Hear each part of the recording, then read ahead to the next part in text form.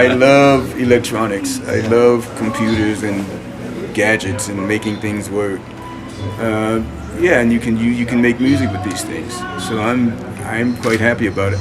I don't like, well, I mean, I remember when the Linn drum machine came out, and all of the drummers in Los Angeles, which is where I lived at the time, we all hated the Linn drum machine because all of a sudden you go from maybe 3 or 4 sessions a week to nothing, you know, because everybody, we don't have to pay this machine, you know. But so you learn how to operate it, you learn how to program, and you compose. You know, you have to do this thing yourself. There's two sides actually to it, I think. First of all, I love using electronics, and basically composing is so much easier. And meanwhile, you can record your entire production at home with equipment that cost you maybe $5,000 for what you would have paid maybe like $250,000 in the studio. The other thing, though, I'm sometimes concerned about some musicians are not really able anymore to play an entire song in the whole run, just in its entirety, because people just stop them and go like, oh no, just we cut and paste it, you know, you don't need to do that. And by the way, the bass is not really locked with the kick drum. No, it sounded fine. No, you can see it here. You know, and you know, just imagine, you know, how it would have been like, you know, when somebody would have said like to Freddie Mercury, you don't need to repeat like Another One Bites the Dust because we already have it, we copy it.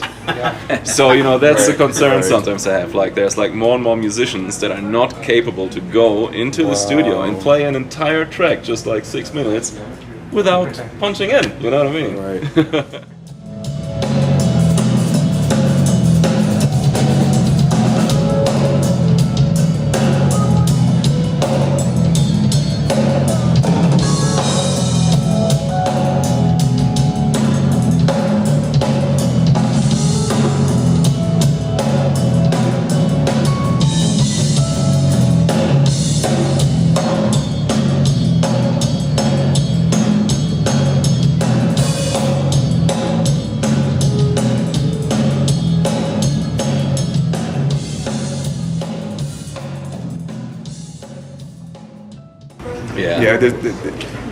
Yeah, you know, there's some really good pop music, but for me, it's got to be here. You know, it's got to be there.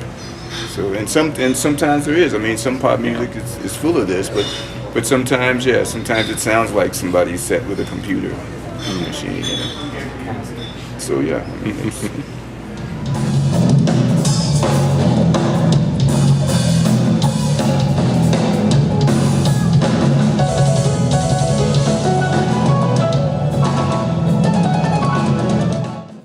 After living in Los Angeles, London, and Nashville, do you think it's important to live at a music center?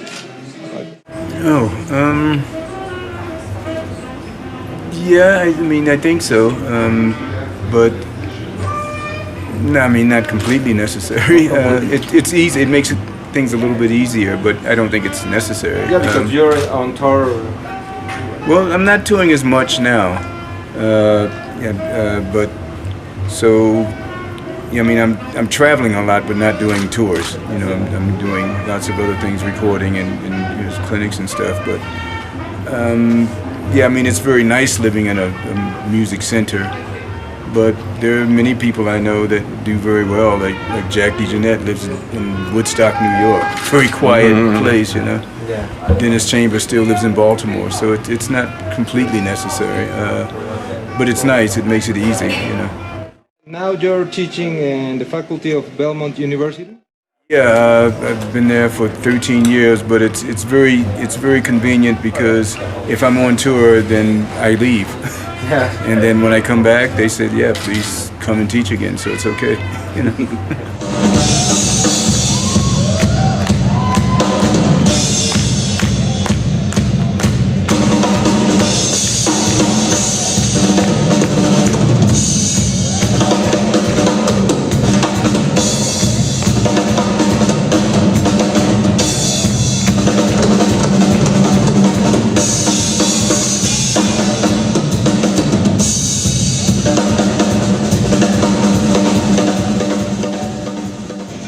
you think this kind of music and your improvement about using unusual drum kit, because you use some parts in your drum kit that is different? Well, first of all, I think I am actually a rock drummer with like a little out elements or like, you know, stylistics, you know, like with facility.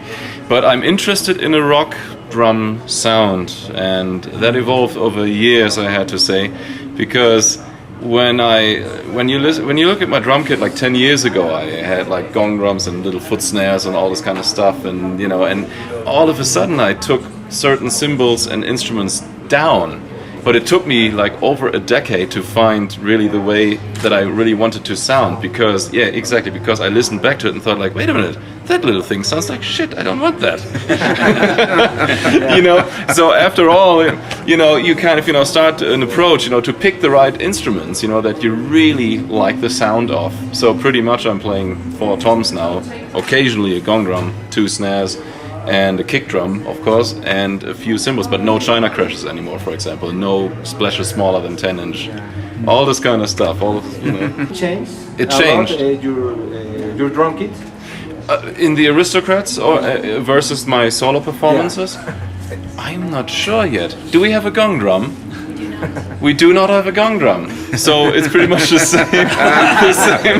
same drums that I use with the Aristocrats. It's gonna be probably 10, 12-inch, 14, 16-inch, 18-inch floor toms. See, this is like one of those things. I love like deep tom sounds, like you know, stuff like that. Just the right amount. Like take away the 8-inch, you know, start with 10. I always wrote music. My main instrument is basically, well, drums and guitar. So you always see me carrying a guitar around. So I started actually playing other instruments before I got into drums. For some reason, because of my vision how to put drums, you know, into the music, people got interested into my way of using independence. So that was Warner Brothers' idea to kind of feature that element, because people got excited about it. And of course, you know, I like to share and do that, but recording that thing, I had to record the entire DVD in 2 days, and it was a lot of material, a lot of high complex material, and I was not happy with the title, because as soon as you put like extreme drumming, everybody, you know, starts defining you, you know, in that time frame to, you know, this is the guy who does the crazy shit, you know. This is my first time here. I've been to Sao Paulo, but I have not been to any of the other cities before, so I'm pretty excited just to go. I mean, but I don't think we have so much time, because I would love to hear the music from each place that we're going. Unfortunately, I don't think we have a lot of time for that, but I know there's like a lot of rich culture, a lot of rich music here. So I mean, I think it's, you know, I think, you know, that it comes together. I mean, that there's a company like DW that will actually do something like this. So, you know, it's a mutual thing. They get to say, you know, here we have these things, but they, you know, it's they bring together, you know, the community, the drum community. You know.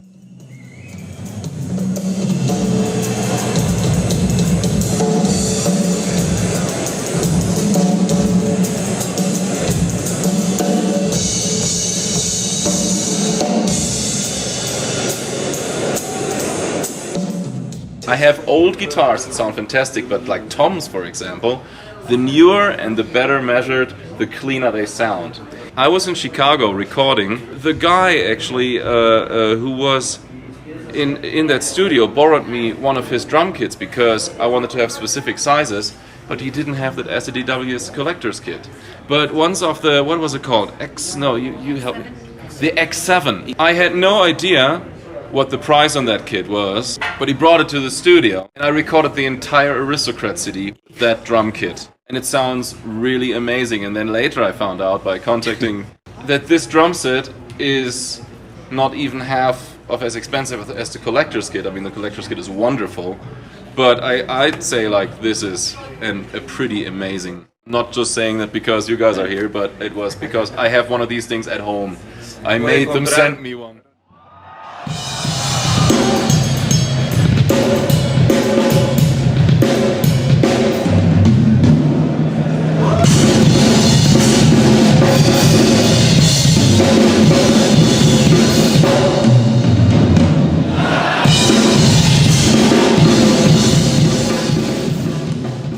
again, same kind of thing. I mean, everybody expects me to play Genesis songs or Zappa songs or something.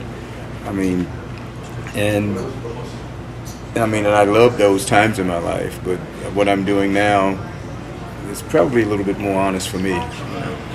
So yeah, I mean, so yeah, like I said, yeah, it's always the thing of getting it. I mean, with the internet, it's very easy to get it everywhere at once. You know, I mean, I personally like to have the CD in my hand.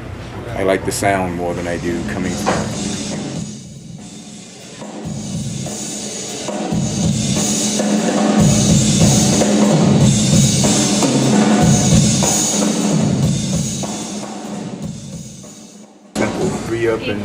Three up and one down, or two? Two down. Two down, yeah, 3 up and 2 down. I love to have 2 bass drums and 8 toms. Three toms up and 2 down. Very comfortable for me, and I'm just using 1 snare, and yeah, I mean, for me, this is because I would never see the kid until tomorrow. I mean, with this configuration, actually, if I'm not on tour, this is normally what I'm playing.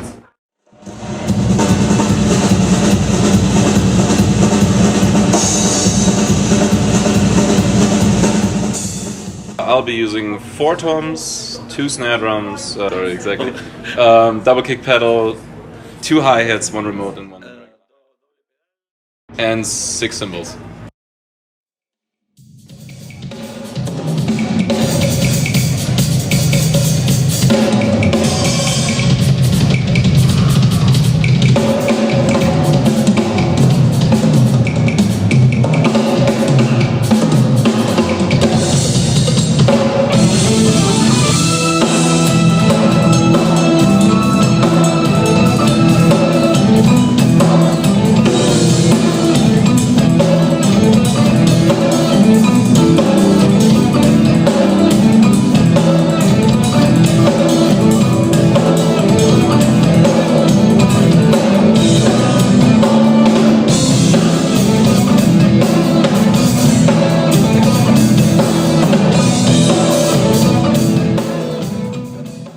See, for me, music is a very intimate conversation. And if I'm thinking about, did I turn off the light, I'm not listening. So I miss something, maybe something important that the guitar player played. So it takes a lot of discipline. I mean, it's not easy, but make yourself, no thinking, only listening. No thinking, only listening. I think a lot of that stuff comes also with experience, doesn't it? Yeah. Like a lot of experience,